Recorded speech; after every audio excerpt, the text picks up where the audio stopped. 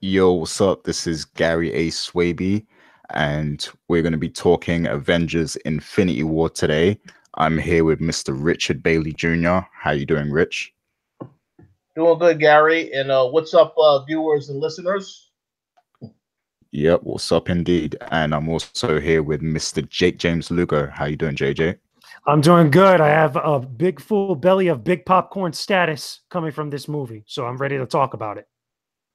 Awesome. Yeah, so we've all seen it now, and I'm sure everyone else, if you're listening to this, you've seen it, of course. And we're talking about Avengers Infinity War. The movie is finally here. It's been 10 years in the making. And yeah, I'm not sure on what your guys' opinion is, but for me, yeah, it definitely satisfied me, man. But we're gonna deep dive into it. So we're gonna talk about every aspect of the film, and just kind of break down our thoughts and theories and everything. So first of all, let's get to the focus of the movie, which is Thanos. So what were you guys' first impressions of Thanos? Because the movie, the way it opens, it really sets the tone. Like we get to see Thanos, like we haven't gotten to see him yet because we've seen glimpses of him throughout different movies in the past and stuff, but we haven't really seen like full on scenes of him doing stuff. So the way the movie opens was it was really impactful and it really did set the tone for me. But what did you guys think of, those first few scenes of seeing Thanos and, all his dominance and everything? Go ahead, JJ.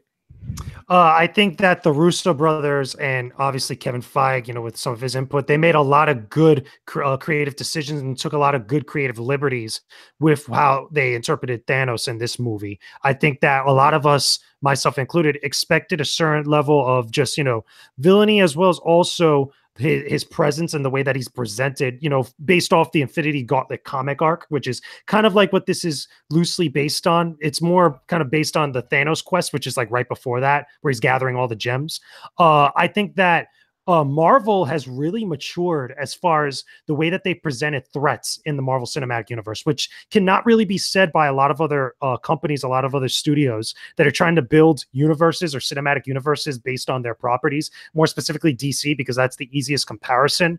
But coming off, especially from Black Panther not too long ago, and everybody really resonated with Killmonger, Thanos, while he's not as relatable as a villain and as far as his motivations are, he still has a presence and he has a complexity to him that really makes you sympathize a little bit. And even though you come to hate him a lot, you really kind of understand where he's coming from. And that's what makes him so good, on top of him being intimidating. And I think that those opening scenes, which are basically a straight up follow up to Thor Ragnarok, really set the tone of the movie, where really it's kind of the Russos and just the movie itself, like really kind of conveying to the audience, like we're not playing around this time. Like there's still going to be that humor and stuff, but like we're tackling some serious stuff. There's some stuff that's going to go down in this film, and I think that the way that the Russos presented that was done beautifully. Indeed. And what did you think, Rich? Yeah, so I know that Marvel has built up a reputation over the years where a lot of times their villains, they aren't really too strong-willed. They're a little weak.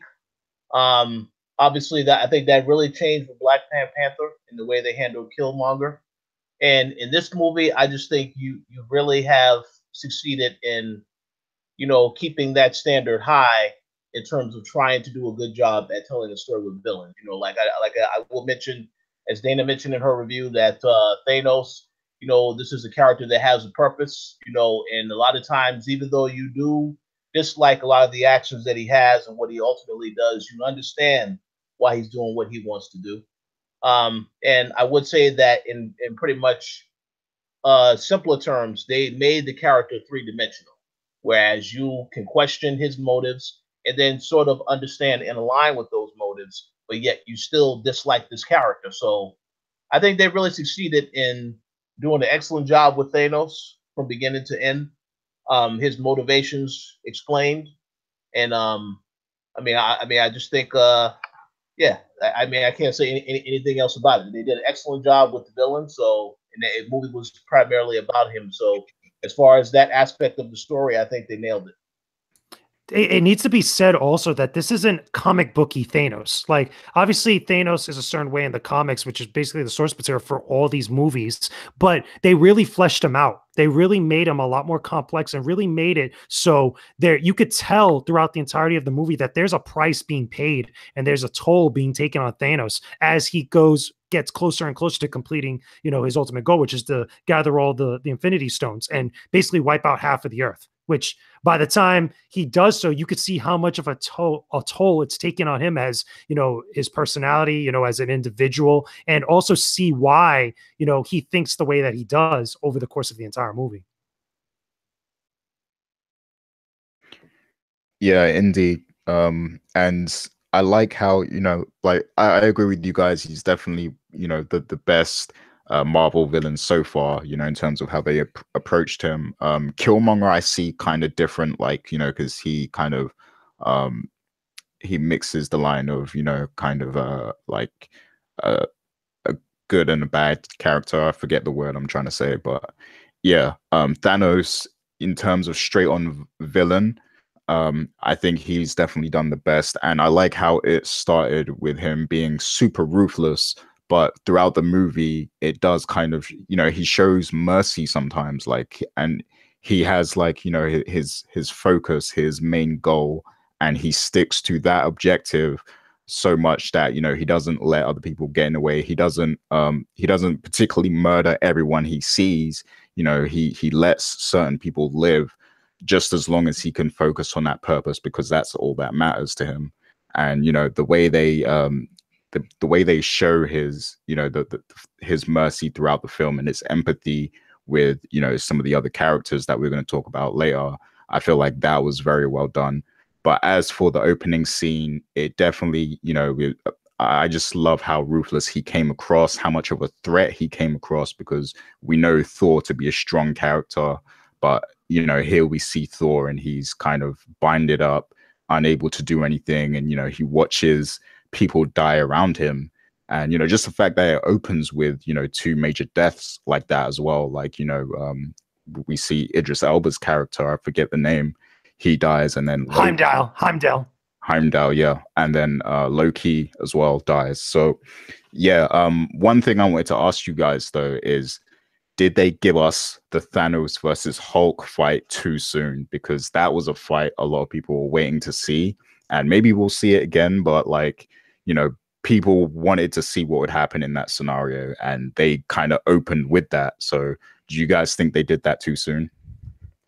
I don't think they gave it to us at all, to be honest with you. I think that they gave us a fight that set up the tone and set up how domineering Thanos can be. I think we're going to get that in the next film. I think that because at the very start, because we're coming off of Thor Ragnarok, and we obviously know that the Hulk was involved with that, the way that he kind of dismantles the Hulk, with ease too. And they make it very clear with some of the Black Order where they say like, yo, let him have his fun. And you think that the Hulk is going to really do some damage. And it just is the complete reverse of that. It was a good way of shocking the audience and giving you a surprise take on what was going to go down, but also really, doing so in a way that it was going to relate to everything else that came afterwards, really kind of priming up the audience for like, yo, this is going to go to a very dark place and there's going to be a very severe lack of hope throughout.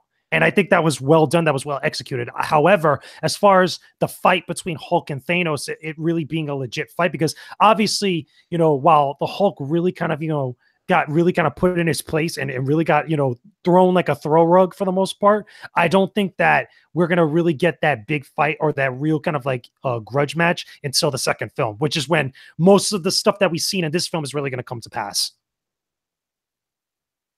Cool. Did you have any thoughts on that, Rich? Yeah, I mean, I pretty much agree with a lot of what JJ had to say in regards to that. Because they presented the Hulk in all the movies he's been in thus far, they presented the Hulk as just a badass. I recall back to the first Avengers film how he just threw Loki around, like it was nothing. So to have him get humbled at the very beginning of the film, I thought, yeah, once again, that was to the credit to build up Thanos as, a badass. So, and obviously, as JJ said, the real fight hasn't really happened as far as Hulk and Thanos. But yeah, just to have that in there in the beginning, all this was done to build up the fact that, as you already said, Gary, Thanos is ruthless. doesn't care, and you know he will take whatever actions he has to do to get the task done. So I think he did a good job with that. Indeed. So yeah, I mean, you can't talk about Thanos without talking about his daughters, Nebula and Gamora. And we're going to talk about a lot of, you know, the different deaths throughout the movie later. You know, we're going to talk about that in depth. But it just in terms of, you know, Gamora and, you know, Nebula, how do you guys feel about how that panned out, those relationships? Because I feel like the relationship with Gamora was essential to showing that different side of Thanos that we saw. So were you guys satisfied with how that, you know, story arc went? Go ahead, Rich. Well, just in order to keep things very dark, and as you guys already mentioned, you know, this was a film that you had to feel a sense that there was no hope whatsoever. Ultimately, what happens with Gamora, I think that something like that had to happen.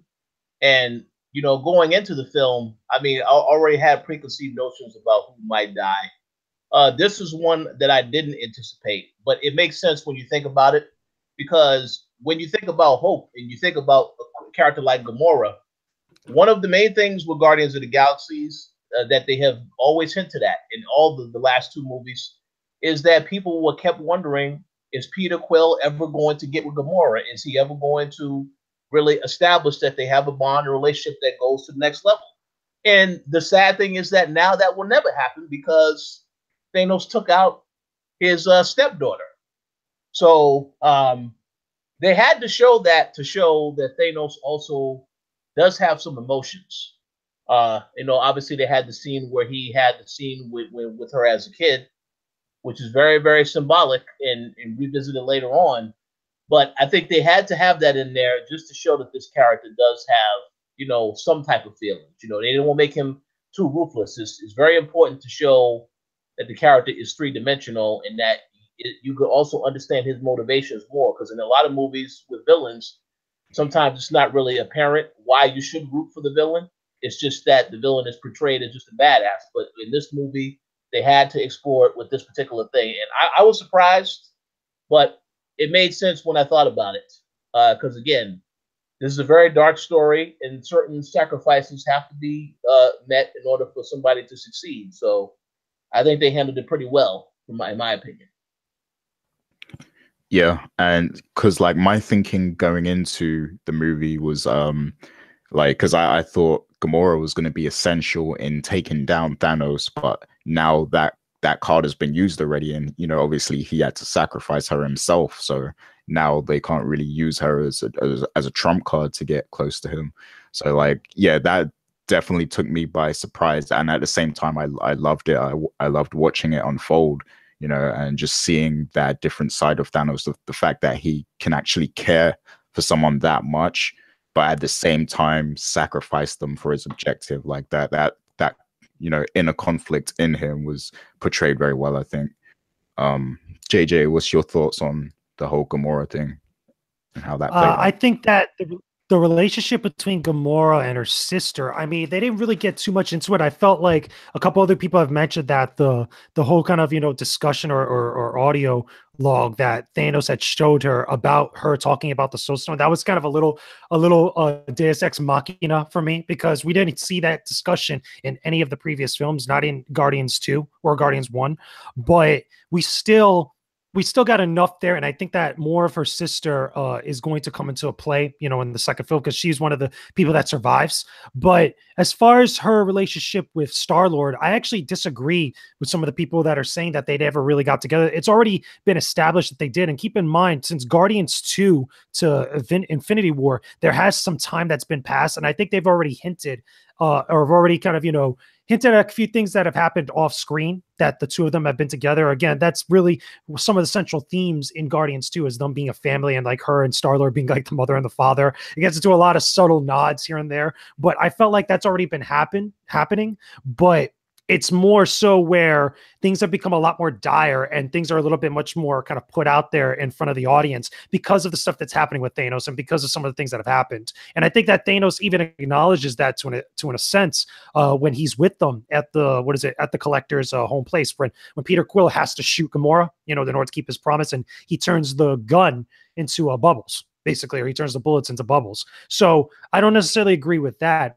But as far as also the relationship between Thanos and Gamora, I thought that was really well done. It gave a reason for the Soul Stone to come into play.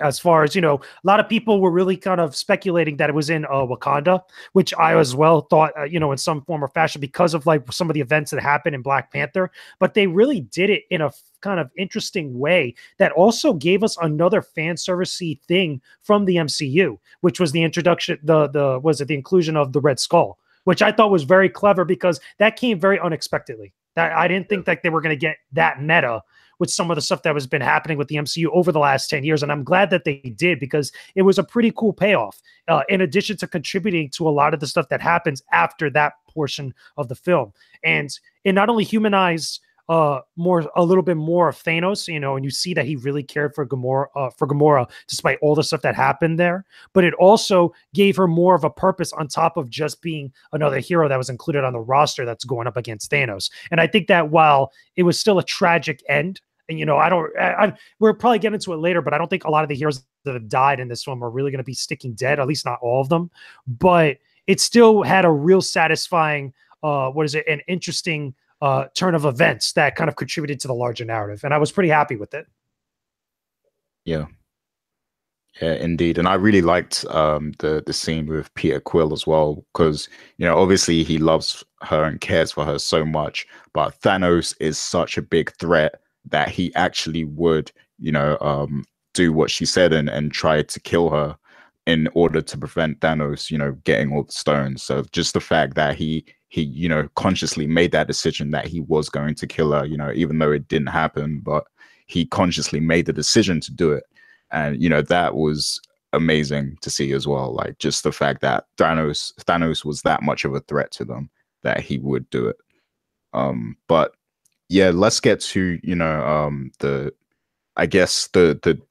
the good guys and the group ups and everything. So in order to keep this film, flowing and not get too convoluted, they had to split, the characters that we know and love so well into different groups, and they were all doing different things. So I wanted to ask you guys what you thought of the pacing and, the groups of characters that were together and everything. Because for me, like, I geeked out so many times in seeing, all these different characters meet for the first time and, just working together in different ways. Like I found that incredible to see, like Doctor Strange and Spider-Man meeting for the first time, Iron Man and Doctor Strange meeting for the first time, stuff like that. Like it was incredible, and we got it all throughout the movie. So I wanted to ask you guys what you thought of the different groups of characters and how they were portrayed, and did they do a good job of, giving everyone their shine and their moment throughout the movie? So go ahead, JJ. There was a lot of great ones. I think the one that everybody universally loved was the combination of Thor and Rocket Raccoon. I think that one was so much fun. Granted, it was basically Thor and the Guardians, and that in of itself, that whole meeting for the first time was a fun interaction. All the scenes they had together was pretty damn funny in one way or another, and that's really indicative of the Guardians themselves. Besides Thor, which the humor of Thor from Thor Ragnarok has really kind of influenced a lot of the other aspects to the MCU, which even you could argue that it really started back in Guardians 1 and Guardians 2. But just to see that all mesh together so well and have a lot of hilarious moments, I thought was really fun. And again, when you see them later on, after they leave the Guardians and they go to make Thor's new hammer, that also continues to be really fun as well. And as well as also when it finally gets serious and you start getting into some of the other events.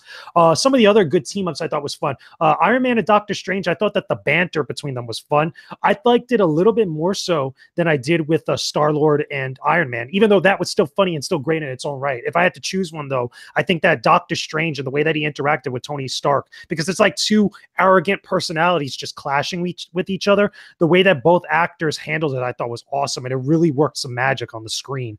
The same thing also goes for some of the other interactions that you get when you finally go to Wakanda. And there's a couple of them that don't get enough shine, at least that what I felt, that we saw some team ups and we saw some interactions here and there, but they weren't kind of the central point, or they weren't given enough spotlight compared to some of the other interactions, which I thought were much more important to not only just the plot, but also to what people really wanted to see. Seeing Black Widow and Okoye, and I believe also the Scarlet Witch interacting and teaming up during that big fight in Wakanda, I thought that was a cool moment. I thought that Rocket Raccoon and the Winter Soldier, which, by the way, funny joke that I feel like they're going to come back to is when Rocket Raccoon starts talking about the Winter Soldier's arm, and he asks him how much it is for that, and he kind of just looks at him like, really? And then he goes under his breath when he walks away, he goes, I'm going to get that arm later. I feel like they're going to come back to that in the next movie. It's like a little thing where it's just very humorous, but it's little things like that that you don't pick up until you watch it again and you see it pay off later on. It's like little things like that I think are awesome, and I love how they kind of, you know, play with that a little bit throughout the entirety of the film, not just in that moment, but in a couple others as well. And then finally, if I had to really choose another fun, interesting one that really kind of paid off in the film, I would have to say it's Spider-Man and some of the Guardians, because I think it was him and Star-Lord that he references he references Kevin Bacon and Footloose at one point, and he kind of says like, no, I think it's Star-Lord asked him, is like, is that still the greatest movie ever? And he's like, no, it's not. You know, little moments like that I thought were fun, you know, in a kind of like, you know, a weird way that was kind of like, you know, juxtaposed. Again, I can't pronounce today, to some of the more serious moments of everything that was going on. So they had a lot more fun interactions, which I'm pretty sure you guys enjoyed as well. But there were some great ones there. Yeah, indeed. And I love how Rocket Raccoon gives Thor a new eye and stuff like that, because we know that Rocket, he likes collecting body parts, it seems, and we've seen that throughout the Guardians movies. So it was really cool to see stuff like that, and like what you said with the Winter Soldier as well. And I also enjoyed when the Guardians ran into Spider-Man and Iron Man for the first time, and they were kind of fighting each other and stuff because they didn't know that they, you know, had a common objective in mind, so they had to kind of figure that out along the way. So, but that was the Civil War moment. That was the Civil War moment of the entire film. I feel like that was a straight up similar take to what went down at the airport in Civil War, which I liked. And with the way they ended it and the way that kind of everything came together, where they finally got on the same side, I thought was clever as well, just through them talking. Yeah, that was really well done. But Rich, what did you think of the team ups, and was everyone given their just due? Oh yeah, I think that's one of the best aspects about the film. That, yeah, you know, I think a lot of people was kind of curious as to how you're going to fit all these people and give them a good amount of screen time, but to get their points across. And I think they succeeded in that. Seeing all the team ups for the first time was really awesome. You guys mentioned Thor and Rocket Raccoon. That was one that I didn't know was coming, so I enjoyed that. That was a lot of fun. I also enjoyed the, you know, Doctor Strange, Iron Man, and Spider-Man. I especially enjoyed, you know, how they made these teams work together, because in the sequence when they had an opportunity to stop Thanos and how they worked to you know, all these different throwing these different attacks at him, that was awesome. You know, obviously, you know, we know how that didn't end in their favor, because, you know, Star-Lord just got a little too angry with Thanos and, you know, disrupted what they were trying to do and take that glove off his hand. But how they threw everything they had in him in that particular fight was awesome. I was really impressed by that. And even when you talk about the team up of you know, Black Panther working alongside Captain America, Bucky, all of the fighting that went on at Wakanda, that was a fantastic sequence. You know, all that fighting back and forth. It really made you feel as though they had an opportunity, they had a chance, but, you know, we know what happened, because this movie, again, it's a very dark film, and it had to show you what does happen when the villains win. So, but yeah, I enjoyed the team ups very much. It's fantastic moments throughout. Yeah, agreed. And another moment I really loved was when Thor finishes forging his weapon, and then, you know, he enters Earth and enters the battle and everything in Wakanda. Like, that moment was incredible. Like, I love that. But yeah, some great great moments throughout the movies, and that's what I really loved about the movie. Just all these characters that have been so well developed, you know, on their own individually, just meeting on screen for a common objective. Like just seeing that unfold throughout, you know, the 2 hours and 30 minutes or however long it was. Like it was just incredible. Like the whole way through, I was just geeking out. But yeah, I want to talk specifically about the pacing now. Like, do you think the movie was well paced? Because we all know you can't just do like a movie full of action for 2.5 hours. You know, like it's going to get tired. You're going to get drained. So I wanted to ask you guys, did they do a good job breaking that up? Because I feel like they did a great job personally. Like I didn't even feel like it was 2 hours and 30 minutes. Like it didn't feel long enough for me. So I think they did a great job in splitting up the action. You know, the actions came when they needed to, and you know, between that we got a lot of human moments, a lot of you know, serious moments, some humor, of course, as well. There was varying emotions throughout the film, and I think they did a great job putting all that together, because I think that's really hard to get right, to be honest, in a movie like this. But I think they nailed it spot on. But what did you guys think? Go ahead, Rich. Yeah, I mean, I pretty much didn't have any issues with the pacing. I did question one particular point when they have that flashback with Thanos and Gamora. I wondered why they didn't have that sooner, because, but again, I know they wanted the movie to start out to just show you just straight up raw, this is what's happening, Thor is in trouble. So I understand that, but I would have thought they would have had that scene a lot sooner. So then when it's revisited later, you're like, okay. But other than that, I mean, no, I still thought the pacing was fine. I mean, I didn't have any issues with that. They, like I said, you know, it's very difficult to take into account that you have all these characters you have to put a spotlight on. But one of the best things that Marvel did, and this again goes to show, you know, Kevin Feige's vision for this whole thing, you know, the way they laid out every single movie, and they had different elements that returned in this movie, certain things that weren't answered in the other movies, that you got some answers in this movie. And I'm pretty sure you'll get a lot more answers in the sequel. Yeah, I mean, you have to really commend them for taking into account the people that spend all the time watching all these movies wondering, okay, so is this going to be revisited later? So I give them credit for that. But in terms of the pacing, I didn't have any issues with it on my end. Would I say it was perfect? I mean, I don't know. Maybe there's some people that think it was or wasn't perfect, but I personally didn't have any issues with it. Yeah, like me personally, like I have a very weak bladder, so like I was waiting for a moment for the movie to slow down. Like, you know, I was waiting for like a slow moment so I could like relieve myself, go to the bathroom or something. But I couldn't leave my seat at all. Like I was entertained thoroughly throughout, and I felt like every scene was important. And you know, I just couldn't find a moment to go, so I had to hold it. You know. So yeah, I thought they did an excellent job. JJ, what were your thoughts on it? Were there any scenes that you thought didn't need to be there? Was there any really slow moments, or was you happy with the pacing and how they, you know, spaced out the action scenes and everything like that? I feel like a lot of the movie was really well paced, and the reason being is because this is a fast moving movie. And it's weird to say that, you know, not just because it sounds like a tongue twister, but the film is very fast with all the events that happen, because there's something important that's constantly happening throughout the film. And I think that was good because there's very little filler in Infinity War.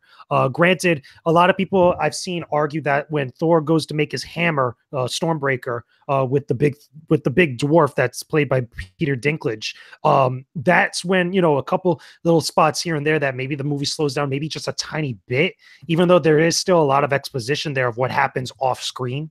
But for the most part, everything that happens throughout the film has to be there, and has something important to show you, and has something that, you know, important to say to the greater narrative. And I think that's great, because this is a film that doesn't go in assuming that you don't know anything about the MCU. It really kind of relies on your knowledge of previous movies, or at least a good number of them out of the 18 that we've gotten. And I think that's important, because it doesn't take a moment to really kind of stop and really explain stuff to you. It kind of does explain a few things in the really early beginning, especially with Doctor Strange, where he's kind of revisiting the origin and what exactly are the Infinity Stones. I think that was maybe the only other scene that I could think of in the entire movie that really takes a moment to do something. You could argue also the same thing when Thanos goes into the Soul Stone realm, I guess you could call it. I don't know if that's necessarily inside the Soul Stone itself or just some sort of alternate dimension right before he gets the Soul Stone. But for the most part, the entire movie is really fast paced. I think the action was well put. There was a lot of shocking, fun surprises and moments that I didn't feel were kind of, underutilized. I felt that everything that happened and all the big moments that happened were earned in one way or another. And I think that was good. I think it was really well paced and done by the Russo brothers. Yeah, now that you mentioned the Thor thing, I do remember thinking, like, how comes they're spending so much time showing Thor forging the weapon, because that did take up quite a large portion of Thor's actions throughout the movie, and I was like wondering, like, how come it's taking this long just to get his weapon? I can explain why, because they kind of talk a little bit about it in the dialogue, which I thought was important. They talk about stuff that Thanos did off screen that also kind of gives more insight to what he's all about. Because remember, when the dwarf that Peter Dinklage was, I forgot his name at the current moment, it's something hard to pronounce, but he was saying that he killed all the dwarves that were on that facility except for him, and he took away his hands. And I think that was important because, remember, up to that point of the movie, we've heard that Thanos kills half the population. He doesn't kill all of them. And that kind of really puts things into perspective. And a lot of people didn't like that I've seen on social media talking about it, but it's important to know that, because that's not a civilization. That's not a planet or a world that he's visiting. That's just some sort of Asgardian facility. And he's doing that purposely to prevent other people from stopping him from achieving his goal. And I thought that was like super important. That's why they spent so much time there. Yeah, that, of course, that was, they definitely needed to explain that as well. And, especially the fact that that's how the gauntlet was made and stuff. But like, just the moment when Thor does enter Earth, that made it all worth it for me. Like, all those scenes I felt like were worth it because it was like a build up of sequences, and it really paid off at that moment as well. So yeah, I feel like those moments are definitely key to what happens. I did want to ask you guys if you feel some of the humor was unwarranted, because I've seen a few criticisms that there shouldn't be that much humor because, this is like a universe-threatening event and stuff, and there shouldn't be time for people to joke around and stuff like that. But what did you guys think about that? Go ahead, JJ. I disagree with that wholeheartedly. I think that the way that Marvel handled the humor was a lot more well-timed, and it fit more to the characters, especially some of the heroes like the Guardians, like Thor, even a little bit of Spider-Man and Tony Stark and stuff here and there. The easiest comparison that I could bring it to, and again, it's another Disney-esque movie, I guess you could say, is The Last Jedi, which is a film to me where some of the subject matter, or the majority of the subject matter, has humor that doesn't land. This one is the complete opposite of that. And I think that even though it's still a lot more serious with some of the events that happen, I still feel that because the Marvel Cinematic Universe has always had humor, has always had fun humor that is well-timed and well kind of like scattered throughout their movies, they're still able to tackle those serious subject matters without letting the humor get in the way. And you could see that in all the scenes with Rocket Raccoon, because I was laughing at some of the jokes, like all the Guardians and Thor, that whole scene when Star-Lord and Thor are kind of talking to each other, and they're going at it, and Star-Lord is acting ridiculous, and everybody's pointing it out that he's acting like that. That's still kind of a thing that's pulled from the Guardians of the Galaxy movie, but it still doesn't, it kind of pulls you away from all the craziness that's happening just for a moment, but not enough to kind of like, take you out of the grand scheme of things. And I think that's good. And I think that was done purposely because again, humor is a big part of the Marvel Cinematic Universe, and going super, super dark, and all the way dark like that, I don't think would have worked in here. I don't think, and I don't remember, I can't remember if it was specifically I think it was the Deadpool trailer that showed right before the movie in the theater that I saw it at, where they were kind of joking about the DCU or the DC universe, that it's like super, super dark and stuff. And it got me thinking a little bit, is like, okay, this is still probably the darkest MCU movie that we've seen, but it's still lighthearted enough to still be and feel like an MCU movie. I don't think like, it's all grim and stuff, which I think works to its benefit, to be honest with you. So I don't necessarily agree with that criticism. I think that, in that case, people are really reaching for specific things to kind of really point out stuff that's wrong with this movie, even though it's not perfect. Yeah, I agree with you there. I think the only moment where I thought it was a bit awkward was with Drax when he was like pretending to, you know, be invisible or whatever. That was the only moment where it was kind of cringeworthy for me, but everything else felt well placed. So I have no criticisms with that. But what about you, Rich? Yeah, I personally didn't really think the humor was an issue. I thought a lot like you guys have already said. I thought it landed it pretty good throughout in most areas. It to me, really, what mattered to me most in this movie is the level of emotion, because I think the level of emotion easily overshadowed the jokes. Because I recall a lot of different sequences of events that happened. You know, we can talk about the brief conversation Thor had with Raccoon, where Raccoon asked him, "Well, what if you can't stop Thanos?" And you can see he's thinking about the fact, you know, well, yeah, they just killed Loki. You know, all my family is pretty much dead. You see the tears in Thor's eyes. Yeah, I mean, the emotion was there. And then, of course, the other elements of the movie where a lot of times people let the emotions get the best of them and they don't really resolve things, like the whole situation between Vision and Scarlet Witch. She did not want to kill him. She didn't want to do anything. She just always wanted to be there with him. And then at the final moment, when you make that decision, it's still too late because of what happens later in the film.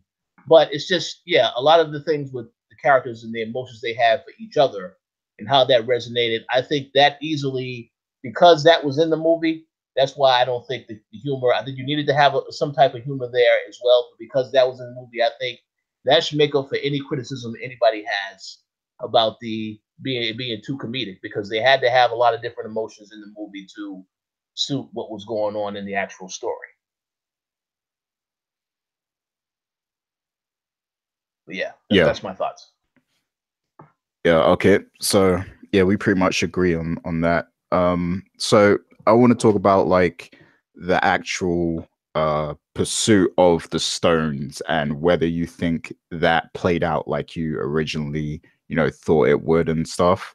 Now, obviously, the Soul Stone was the biggest question mark. You know, JJ mentioned before that a lot of us thought it was going to be on Wakanda, on Earth, but you know, uh, thinking back, I do like that they kept a lot of the film in space and that it wasn't all just about Earth, because obviously you already had a lot of fights, a lot of stuff was going on Earth anyway.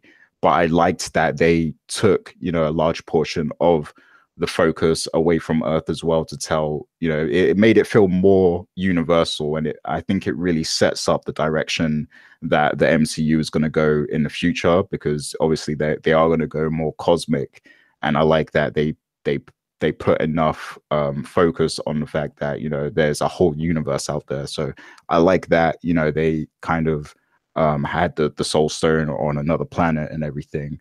But yeah, what did you guys think of the overall pursuit of, you know, the stones themselves, and was there anything that really stood out to you or took you by surprise, or anything that you wasn't too sure of in that?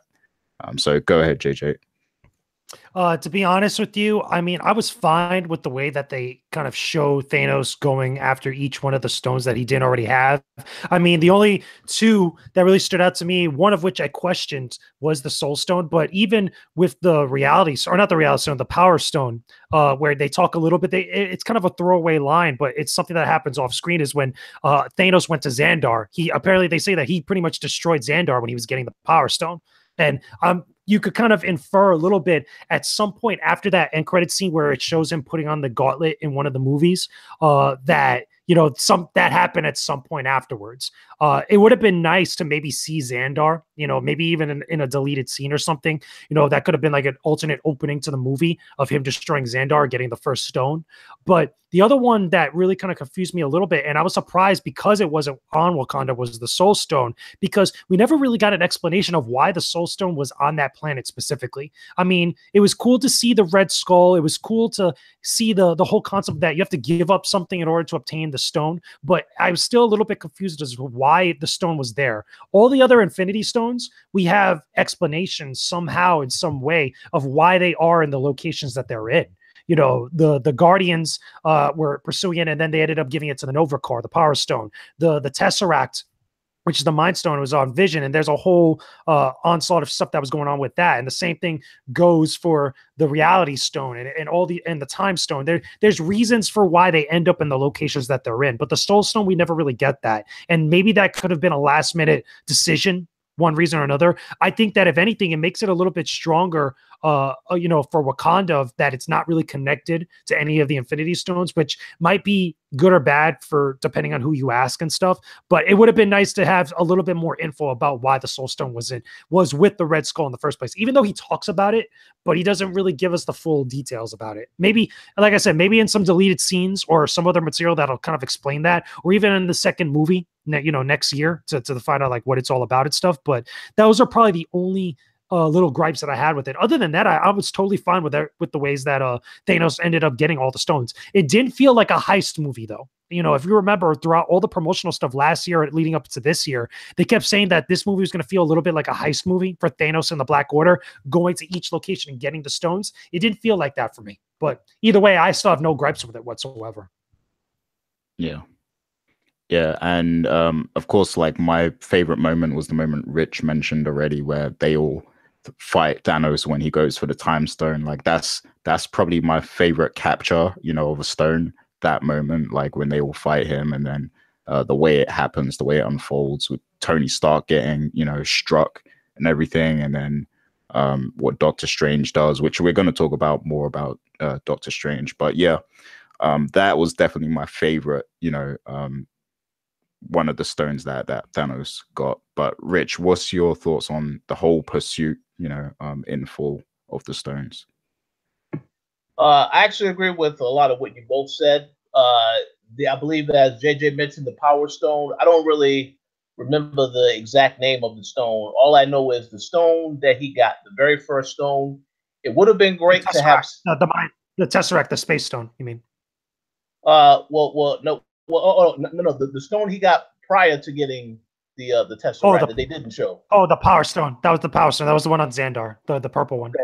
Okay, so it would have been great to see that, because it would have given context. And I mean, obviously, I know they wanted to make sure that they specifically saved everything they did for Thanos for this movie. I would have appreciated, though, seeing him actually get that first stone to build anticipation as to, well, now he's going to obviously go after the next stones. You know this coming into this film. But I mean, other than that, I mean, I don't have a problem with how he pursued it. Again, you know, as Gary mentioned, trying to get the time stone, I agree 100% about liking that scene, because not just because of the fact that he eventually got it, but the fighting that went down in the way that all these characters interacted with each other and each other's powers to really try and put their best foot forward to stop this guy. And unfortunately, that wasn't to be. But I don't have a problem with how every stone was pursued. And again, the fact that when they dealt with the Soul Stone, and the fact that there was a sacrifice that was involved, again, I don't think anyone anticipated that is exactly what they were going to do with that stone, because again, that meant that it was a higher price to pay than pretty much every stone when you think about it. Just somebody had to get killed to get the stone. But I don't have a problem with how they pursued it. I think it was very well done. But my only gripe is that I really wish that we could have seen that Power Stone getting, you know, what happened as a result of that stone, because then you would have known from there, okay, so now he's going to go after the other stones. That would have built up some anticipation to see how those circumstances were going to be once he actually did that. But other than that, I didn't have any other issues. Yeah, and I really liked how, you know, he got that final stone from the Mind Stone from Vision as well. Just how he, you know, how Scarlet Witch, she destroyed it, and then he kind of, you know, rewinded time and then brought him back and then took it from him. Like, I thought, you know, to quote Hip Hop Gamer, that was gangster how he did that. Like, that was incredible to see. But yeah, so moving on to, you know, the nitty gritty of things, and, you know, the real meat of the movie and everything. So we're going to talk about, you know, the deaths and the conclusion and our theories on, you know, how things are going to unfold. in terms of, you know, how the movie ended, of course, Thanos, you know, he accomplishes his goal and everything. It for a moment it looks like Thor stops him, but you know, we all see how that turns out. You know, he still manages to click his fingers and everything, and then we start to see people, you know, disappear from the universe and everything like that. So I wanted to ask you guys what you thought of you know, the whole killing half the universe and everything, and the characters that were claimed during that scenario and everything like that. So Rich, I know you had a lot to say about this in particular, so go ahead. What did you think of, you know, how all of that unfolded? All right, so I'm going to say something, and hopefully I do not angry too many people when I say this, but I definitely understand that there are some characters that had to perish. And when we're talking about specifically the characters towards the end when they start to disappear, my only issue with that is that it has already been announced that yes, we're going to get another Spider-Man movie. Yes, Marvel is going to make a sequel to Black Panther. So when I saw Black Panther and Spider-Man die, supposedly, I'm like, well, no, that's good. They're not. There's no way that that's going to stay because again, these other movies have already been announced. They're in production. Spider-Man is coming next year, so it doesn't make sense to me why certain characters did perish when you already know that they are in the plans for future movies. Now, obviously, when I went to the theater, some of the people that was in my row, when they saw this, a couple people got emotional. They're like, "Oh no, I don't want to see Spider-Man die." And I thought to myself, have these people not been keeping up with the news or what's going on with the movies that are in development? So I was a little annoyed about that because some of the people, you know, that do pass, okay, you can say that. But then again, if you've been following Marvel and hearing about the stuff they've been working on, you already know some of these people are definitely not going to be dead. And another example, you know, Bucky. This guy is signed up for 3 more movies on his contract with Marvel. So there's no way that this character is going to die. This is the character that I would think is going to succeed Steve Rogers as Captain America, him or Falcon, because that's what happens in the comics. So if some of these characters dying towards the end, you definitely know it's not the end for, I would say, a majority of them. But I just thought that was a little, you know, but because we already know all these other movies are in development, it's hard for me to sit here and say, okay, I understand that. And just to piggyback off of that, then I'll say this last part, you can go to JJ. In regards to the people that survived at the end. Now, I understand that the premise of this film, and if you go back to Civil War, all of the rift between Tony Stark and Steve Rogers, I think it was very obvious that, you know, you saw in this movie anyway, you know, Tony, despite all that was happening, he still refused to call Steve Rogers. So ultimately, the whole point was that eventually it's going to take them coming together and with the assistance with some other characters such as Captain Marvel, so on and so forth. It's going to take all of that to stop Thanos. So I understand that they wanted to get to that goal, but with that said, I 100% am hoping and expecting one of these characters has to die in the next film, because my thought is that, again, Captain America, a great character, and Iron Man, another great character, but a lot of people going into this movie were like, oh yeah, they have to kill these guys. Because in order to establish that things are starting over, we're having a new universe, some important characters have to die. I'm not saying that Loki and Gamora aren't important, but I'm saying if you really want to give a gut punch to the audience, you have to take somebody of even higher importance out completely. We already knew Vision was going to die. That was an obvious thing. We knew that for the minute he had that stone in his head. When Thanos gets the stone, it's a wrap. But some of these other characters that are loved by so many people, I want them to take it far, and you have to take one of these guys out, if not most of them out, moving down the road, because then it becomes this thing where we know these guys. In my opinion, it would be too safe to keep them alive forever. So something has to happen to these characters moving forward. But in regards to the people that did die, only because I know we're getting sequels to some of these other movies, I thought that was.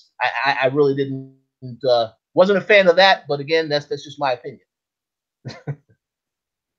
Yeah, Yeah, I definitely see your point with that. I will say though that even though we know what we know about, you know, some of the characters that died, the scene with Spider-Man, it was kind of touching, just, you know, because Tony Stark being there, and then the fact that he's actually, you know, he's actually showing concern that he's dying. He's like, he doesn't want to die, you know, like just how he acted that out, you know, that was Oh, yeah. it was a little touching, you know, but obviously we know that he's going to come back anyway, but that was touching though. But yeah, JJ, what's your thoughts on the deaths at the end?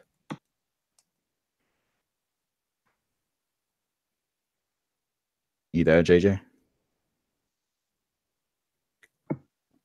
Oh, Okay. I guess he had to step away for a sec, but um yeah. I think we said too much. We said too much to get people angry. yeah, I think you made him mad, man. Made him mad with your thoughts. But yeah, it was like, yeah, I agree for the most part with what you said, because, you know, I thought they should have did something a bit more daring and took away one of the original Avengers, because all that was left was the original Avengers, you know, Exactly.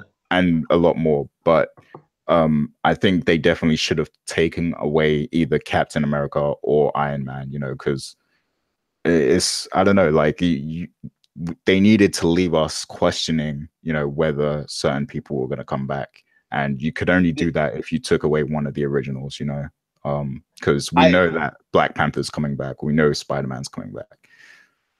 Yeah, I agree 100% with that. Only because, you know, I don't want it to be. I mean, perhaps it's not right to use the term too safe to keep some of these people alive, but I did feel that was a little too safe. And I'll give a shout out to Miguel in the comments, because Miguel was saying that he wants Iron Man to die, and there's a lot of people that I spoke to prior to seeing this movie. They kept saying the same thing. Oh, Spider-Man, they don't know. Iron Man needs to die. Iron Man or Captain America. But again, I understand why they didn't do that, because of the whole conflict with Civil War and the fact that these guys never reconciled, did nothing. So we obviously have to get that reconciliation in the next film, because they have to work together to try and fix the situation. But even with that said, as I said, you know, if Marvel will really get my respect if they do take out some original people in that next movie, in the struggle to taking out Thanos, because I just think, you know, with all the contracts ending, you already know a lot of these people will not, you know, they're stepping away from Marvel. Let them go out on a high note. You know, obviously they all don't need to die, but some people of higher importance definitely need to die, to really emphasize that this is a different universe completely, a different. You know, you can obviously say the characters are retiring, fine, but I don't think every ending needs to have a happy ending. There got to be some people that don't make it, because then in that case, then it really does signify that things are different. And again, I will once again quote Marvel, because they said once Infinity War was done, the entire universe is going to be different.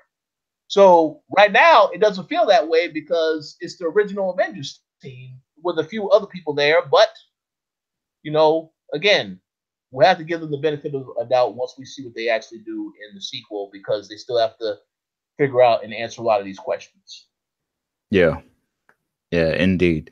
And I'm definitely going to get JJ's thoughts if he makes it back, you know, onto the show on that. But what I also wanted to dive into is, like, you know, obviously we know that they're going to come back somehow. So how are they going to achieve it? So you know, we saw Doctor Strange give up the time stone to Thanos, and he did it kind of willingly, you know, like because the whole throughout the whole film he says that he's willing to give his life for the time stone. Like he makes it a point that, you know, it's very important to, you know, defend the time stone, but then he just willingly gives it up to Thanos.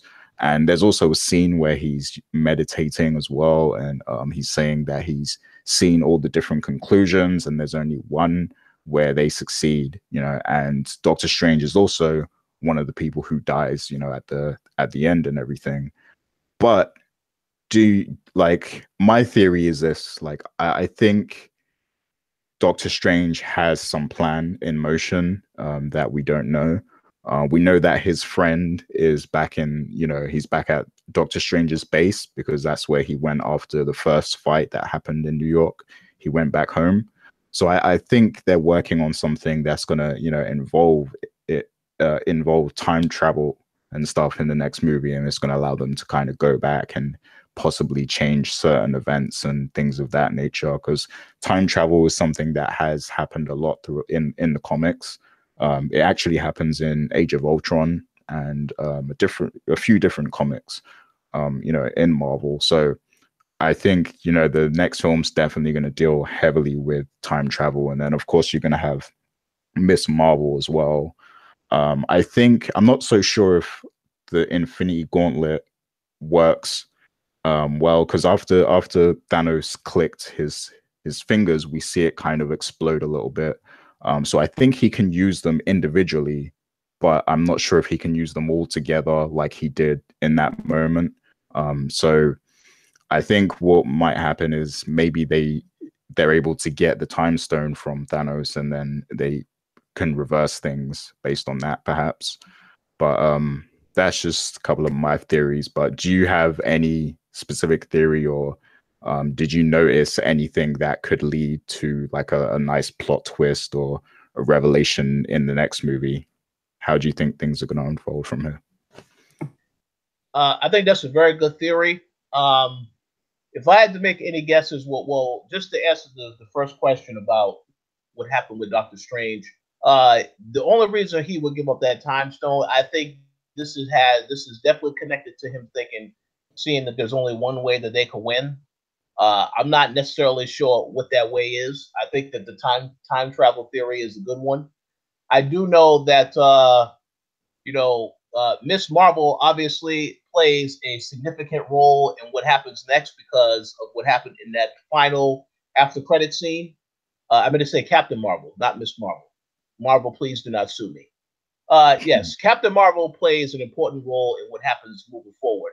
And of all the interviews that I've seen Kevin Feige do for Marvel, he has said that, yes, this is a character that is more powerful, one of the most powerful characters that they have ever brought to the motion picture screen. So I don't know what their goal is going to be long-term for this and how she's going to be connected. But obviously, everything that happened with Doctor Strange, that's definitely connected. We have to wait to see what the answer is in regards to that. But yeah, the ability to rewind time, that definitely will play a role in as far as how things pan out moving forward. I think in terms of them trying to reverse some stuff that happened, but I just don't know how they're going to do it yet because, again, as you said, the glove, that by the end, the glove didn't look like it was still in functional shape. So I don't really know how they're going to do that. So we'll have to see how that pans out. Yeah, so JJ is back now. So JJ, just to catch you up, we're now talking about what we think will happen next. But before I ask you that, did you also have any thoughts on the deaths that happened after Thanos clipped his fingers?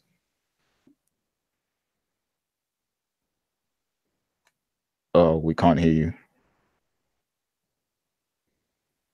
Is everything good with your mic? Maybe you need to change the setting or something. It might be something with the connection. Yeah, technical difficulties, unfortunately. But yeah, let us know if you do manage to fix that though, JJ. But yeah, so yeah, Rich, I agree. I think Captain Marvel's definitely going to be a big deal in the next movie. They're clearly building her up a lot. I actually use Marvel Unlimited, which is the comic app. It's like their version of Netflix for comics. So you can pretty much read any comic, but whenever I go on there, they're always promoting Captain Marvel comics and stuff. So I feel like they are really amping her up. They're really pushing her, to the forefront of the Marvel experience and everything. So I think she's definitely going to be a big deal. She's probably going to fight Thanos head on at some point. So she's definitely going to be a major player in the next Avengers movie. But yeah, time travel, I think that's definitely going to happen. I think with people like Captain America and stuff who are clearly underpowered to deal with, you know, Thanos and stuff. I think they're going to go on a very specific mission, you know, that doesn't really involve engaging Thanos head on. And then, you know, the more powerful characters like Thor and Captain Marvel and, you know, Hulk and people like that are probably going to be ones that, and probably Iron Man as well, maybe are going to be the ones that confront Thanos head on in the movie somehow. So yeah, JJ, are you able to talk? Can you guys hear me okay now? Yeah, slight echo, but yeah, we hear you. Slight echo. Yeah, so I don't know. Google Hangouts kind of went bonkers there for a second. So anyway, yeah, to answer your question from before about the deaths, I don't think that everybody is dead per se. I think that the majority of people, if not everybody, at one point is going to come back. I know I've seen some discussion for people saying that before the snap, everybody that died in some sort of way, whether it was Loki, Gamora, or any of the other people that ended up getting killed before the snap, those people are dead, is what I'm seeing. But I don't think that's the case. I don't think that, you know, they're not going to bring back Gamora, that they're not going to bring back Loki in some way, or any of the other characters, Vision. I still think that everybody that died in this movie is still going to come back at some point, or at least can be revived. I don't think there's any limitations. And what I thought was clever was that going into the movie, a lot of people had expectations of who might get it and who might get iced throughout the entirety of the film, and the Russo brothers and Marvel kind of turned it on our head, because the people that we thought were going to get killed end up not getting killed, and it was most of the new characters and a lot of the other characters that we didn't expect that were going to get iced, and I thought that was very clever of them. And as far as the people that got whisked away, I think that everybody that got whisked away from Thanos' power is going to be revived somehow. I don't think that they're dead permanently. I think that also I saw another interesting thing is that some people say that they're trapped inside the Soul Stone, because that power would have come from the Soul Stone itself, besides the entirety of the Infinity Gauntlet. The other thing, too, that I think is also interesting that people have mentioned, I think you mentioned it before, I kind of cut out before, Rich, was that the Infinity Gauntlet was messed up at the end of the movie. I don't think that the Infinity Gauntlet doesn't function. I don't think that it's completely shot. It would be interesting if they decided to go that direction, but I don't think that's the case. I just think that because it required so much power, so in the entirety of the universe, that it just looks banged up afterwards. I still think that Thanos still has its full power, and I still think that the stones and the Infinity Gauntlet itself, it still has a lot of juice left in it. So, to be honest with you, I think going into the next movie, it's going to be grim, but it's still going to be, you know, you're still going to get that uplifting moment. And I still think they're going to be sacrifices at the end of the next part of the Infinity storyline, or the Infinity Gauntlet storyline, you know, by the time the phase 3, quote unquote, is over. Yeah. Interesting theories there. One thing you said about you know, the whole, because that's something I thought too. Like, I thought anyone who died before he clicked his fingers were permanently dead. That's something that I thought. And the thing is, like, if they bring those people back, the people who died before he clicked his fingers, I feel like that it might kind of be seen as a cop out a little bit, unless, hear me out, unless they kill some other key characters in the next film. And going back to what me and Rich was talking about before, I think that's definitely going to be when, you know, we'd probably see the death of Captain America, possibly Iron Man, and, you know, some of the original characters that were in the original Avengers and stuff. So if they substitute those deaths with, you know, the deaths of those, you know, the older characters, then maybe that, you know, will maybe it won't be seen as such a cop out then, because at least they're committing to some deaths.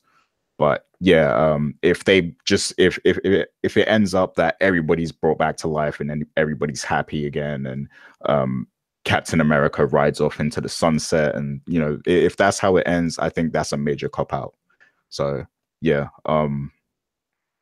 yeah. And Rich, did you have any thoughts on what JJ said, you know, in terms of what he thinks of the gauntlet and anything? Oh no, I mean, I definitely agree with a lot of things that he said. Yeah, but to go to what you said about some of the people before he snapped his fingers, we will definitely see about that, because I do know that James Gunn has had interviews and he has kept saying that, you know, Guardians of the Galaxy Volume 3 is not going to be the same Guardians that we've gotten in the first two movies. So I don't know if Gamora is coming back for certain. I know that she was supposed to be a major focus of the third film, so that would cause me to think that it is possible. But I mean, again, only because Marvel, as you said with the Russo brothers, you know, with Marvel making the decision to try to turn things on their head to try and throw people's expectations off, I think that there definitely will be some sacrifices in that next film. And I definitely, again, because they're the ones that kept saying, you know, after Infinity War happens, the whole universe changes, and a lot of things are going to be different about the Avengers, about a lot of the other characters. So obviously, we'll have to see what they mean in the sequel to this, in which they still haven't given it a proper name yet, or they haven't really revealed what the name is. So I'm very curious to see exactly what direction they go in. But yeah, definitely a lot more to happen in the sequel that will answer a lot more of these questions. Yeah, indeed. And I have a question quickly.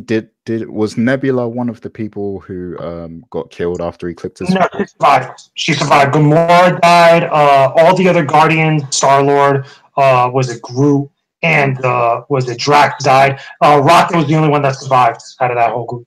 Okay, and Nebula's alive. And Nebula's alive, yeah. Okay.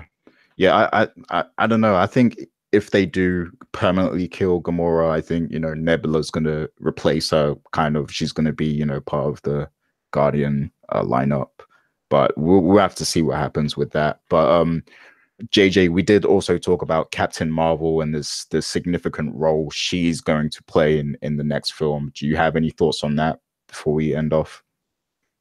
I think that the hype for Captain Marvel is going to continuously grow. And I think that for me personally, the hype for that movie has been growing ever since Black Panther came out. And granted, we've had female-led superhero movies in the form of like Wonder Woman and such. And we've had other movies that have kind of done very similar things to what that film has done. But I feel like this one's going to be another big one from Marvel, and I kind of trust them to handle it with a lot of interesting care and a good perspective, because I've loved a lot of the stories that the Marvel Cinematic Universe has told, and I think that having the way that they've handled Infinity War thus far, leading straight into Captain Marvel, because now you have to go see the solo movie for Captain Marvel to understand where that beeper came from at the after credits scene, how it relates to Nick Fury, and also how it's going to tie directly into Infinity War. Because I think it's safe to assume at this point that whatever the end credits is for Captain Marvel is going to lead us straight into what the after effects are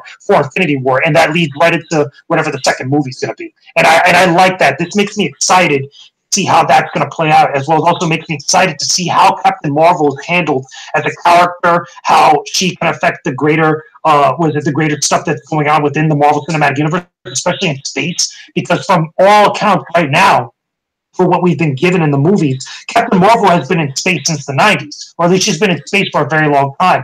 All the stuff that's gone on Earth, she probably has no idea about. And she has no idea who these other characters are and all this other stuff. So that's going to be a very cool thing to see come to pass once after Captain Marvel's solo movie is. But again, I'm excited. I'm looking forward to see what goes down.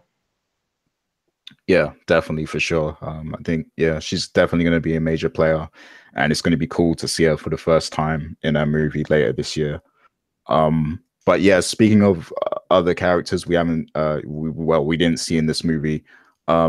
Suddenly everybody's a Hawkeye fan. You know, before this whole phase, people were kind of shitting on him. They you know, people thought he wasn't, you know, he was the weakest Avenger. They made fun of him and everything. But now everyone's a Hawkeye fan, and they're wondering, where was Hawkeye? What's he doing now? You want to know what that is? You want to know what that is? I think that's because he was kick-ass in Avengers. Let's be real. He had some fun moments, and he had some great moments in Avengers Age of Ultron, you know, here and there. And he had some good stuff in Civil War. I think what it is that because that character's been taken away from us, you know, because of story reasons, I really believe that be the case, that why everybody's kind of jumping on that train right now. And it kind of sucks because there wasn't a lot of that fandom for Hawkeye beforehand. You know, there was fans, but there wasn't a lot of fans like in the way that it's being talked about now. But I do believe that either in Captain Marvel or in Avengers Infinity War Part 2 or whatever it's going to be called, he's going to have a much more bigger role. And there's going to be some sort of explanation of why him and also Ant-Man and the Wasp weren't in this movie. I mean, they kind of explained it in this film where they kind of have a throwaway line for what's going on. But I think there's going to be more to that. And maybe we might get some sort of insight to that during Ant-Man and the Wasp, like towards the end credits, or even during Captain Marvel, for all we know. Yeah, I actually think he might actually be in the Ant-Man movie. Like, I thought maybe, you know, he might actually be, because you know how they pair up some of the heroes sometimes. I think maybe he'll actually be in it, like throughout the movie and stuff. But what do you think about that, Rich?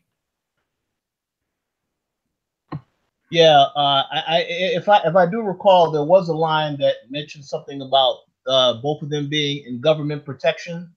No, they're under house arrest. They were said that they were under house arrest, and that Hawkeye also, he went off the grid. He basically said that because he retired, but he went off the grid. Basically, is what they were saying. Okay. Because I do know that in the end credit scene, you know, Nick Fury was trying to also contact Clint, and a lot of people saying, well, yeah, Clint, that's the name, that's Hawkeye's first name. So that. Yeah, they definitely have to explain that. I mean, Ant-Man and Wasp is coming out this summer, so that may give some explanations as to, you know, what's going on with that. We'll get some type of teaser because obviously, yeah, these characters were all affected by what took place in this movie, which is why you know, I could understand why people were wondering why they wasn't in this film, but there will be explanations for that. I'm pretty sure of that. So we'll just have to see how they handle it. But yeah, I mean, obviously, you know, they already had in mind certain team ups they wanted to have in this movie. You can't put everybody into this particular movie. There's a lot of other characters I was wondering what happened to, like Valkyrie, for example. They never showed her dying. You know, I would assume that she died when you know, at the very beginning of the film, but I never saw that. So there's a lot of characters where I'm wondering where they were at. So hopefully we'll get some answers to those questions in the sequel. But yeah, I guess we just have to wait for Ant-Man and Wasp to see what's going on with Ant-Man.